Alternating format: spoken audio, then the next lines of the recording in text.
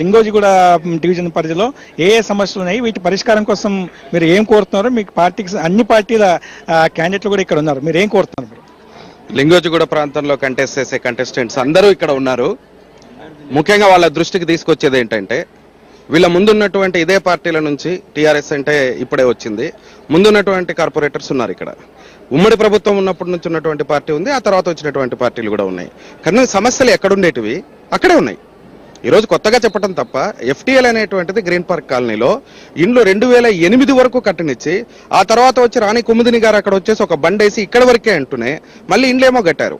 ఈ రోజు వాళ్ళని ఏమవుతున్నారు, మీరు ఇంట్లో ఉంటారా ఉండా, మా ఇల్లు మాకు ఉంటుందా లేదా అనేటువంటి అపనమ్మకం ఉంది. దీనిపైన ఖచ్చితమైన ఎవరైనా కానీ చెప్పాల్సినటువంటి అవసరం ఒకటి ఉంది. రెండవది, మీరు గ్రీన్ పార్క్ కాలనీ దగ్గర నుంచి అక్కడ లాస్ట్ కు గ్లోబల్ హాస్పిటల్ దగ్గరకు ఉన్నటువంటి టోటల్ లైన్ ఇటువైపు అంతా లింగోజిగూడ, అటువైపు ఏమో చంపాపేట. ఈ ప్రాంతంలో మైనారిటీస్ చాలా మంది ఉన్నారు.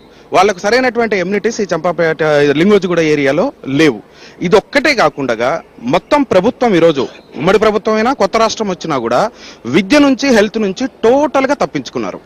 ఈ రోజు ఏ కార్పొరేటర్ నిలబడినటువంటి వ్యక్తి అయినా కానీ ఈ లింగోజిగూడలో ఒక గవర్నమెంట్ ఆసుపత్రి ఉందా? 50,000 ఓట్లు ఉన్నాయి. గవర్నమెంట్ ఆసుపత్రి అంటే గవర్నమెంట్ ఆసుపత్రి ఎంత మందికి ఇస్తుంది? ప్రైవేట్ హాస్పిటల్స్ ఎన్ని ఉన్నాయి? ప్రైవేట్ హాస్పిటల్స్ పైన నియంత్రణ ఉందా? ఏ ప్రైవేట్ కార్పొరేట్ హాస్పిటల్ చూసినా కూడా, కార్పొరేట్ హాస్పిటల్ అనేవి కార్పొరేటర్ స్థాయి కాదు. మీరు మీ డివిజన్ కు ఏం కావాలి, మీ డివిజన్ కి ఏం కావాలి, మీ అభ్యర్థులు ఏం చేయాలనేది చెప్తున్నాను. ఇక్కడ మేజర్ గా సఫర్ అయ్యేటువంటిది వైన్ షాప్స్ ఉన్నాయి. ఈ వైన్ షాప్స్ లలో రోడ్డుకు వైన్ షాప్స్ ఉండి, ఆ వైన్ షాప్స్ ముందు జరిగి మొత్తం బండ్లు పెట్టుకొని ఇక్కడ ఉన్నటువంటి చాలా మంది మిడిల్ క్లాస్ కు టోటల్ ప్రాబ్లం గా ఉన్నటువంటి పరిస్థితి ఉంది. అది ముఖ్యంగా వీళ్ళు ఏదైనా చేయగలిగితే మిడిల్ క్లాస్ హ్యాపీగా ఫీల్ అయ్యేటువంటి సమస్య ఉంది. తర్వాత మురుగునీరు ఆల్రెడీ మేము ఎట్లాగో మా వాయిస్ బట్టి మేము చాలా అప్రిషియేట్ చేయాలి. అదే వాయిస్ ను ఈ రోజు కూడా అందరు కార్పొరేటర్స్ చేసి ఇది మురుగునీరు ఉంది, ఎఫ్టీఎల్ ఉంది, ఫ్యాకా విజయం అనే చెప్పగలం మేము. కనీసం ఈ రోజు కంటెస్ట్ చేసేటువంటి వాళ్ళు పౌర సముదాయం నుంచి వచ్చినటువంటి ఇష్యూను ఎస్ మా ఇష్యూగా మేము ఇది చేస్తాము అనేటువంటిది ఒక మాట అంటున్నారు. ఇంకొకటి మేజర్ గా ఈరోజు కొన్ని కాలనీస్లలో రిలయన్స్ ఇటువంటివి సెల్ టవర్స్ పెడుతున్నాయి. ఈ సెల్ టవర్స్ ఎవరిదంటే వాళ్ళది పర్మిషన్ తీసుకొని జబర్దస్తి చేసి మీరు ఏమైనా చేసుకోండి మేము టవర్స్ పెట్టడమే. ఈ టవర్స్ నుంచి వచ్చేటటువంటి రేడియేషన్ తో చిన్న పిల్లలు అసలు గ్రోత్ కూడా దెబ్బతింటా ఉంది. టోటల్ ఎండోక్రైనాలజీ సిస్టమే దెబ్బతినేటువంటి పరిస్థితి ఉంది.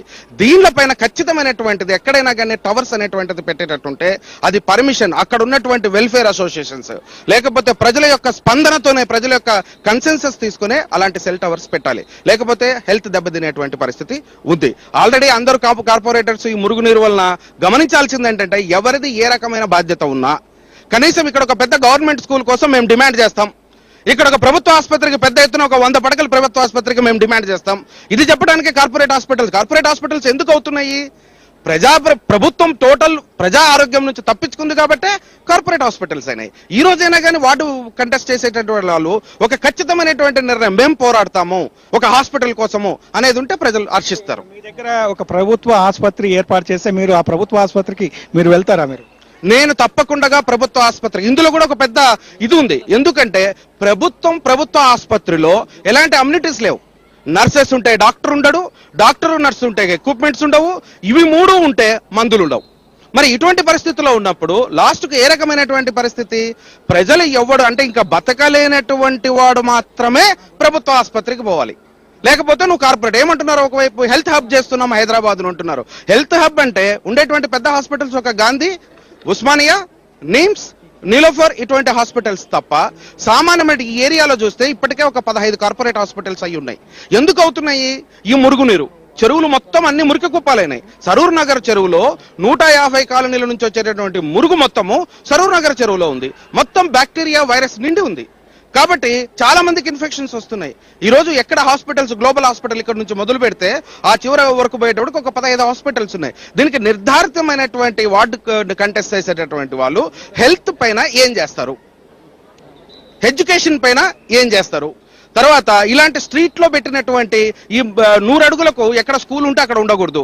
పెద్ద ఏంటంటే అక్కడ డైవర్షన్ పెట్టి ఇక్కడ నుంచి ఇక్కడికి వచ్చేసేటప్పటికి ఇది 100 అడుగుల కంటే ఎక్కువ ఉందని ఆడ స్కూల్ ఉంటది, పక్కన టెంపుల్ ఉంటది, ఎవరు క్రాస్ చేయరట రోడ్డు.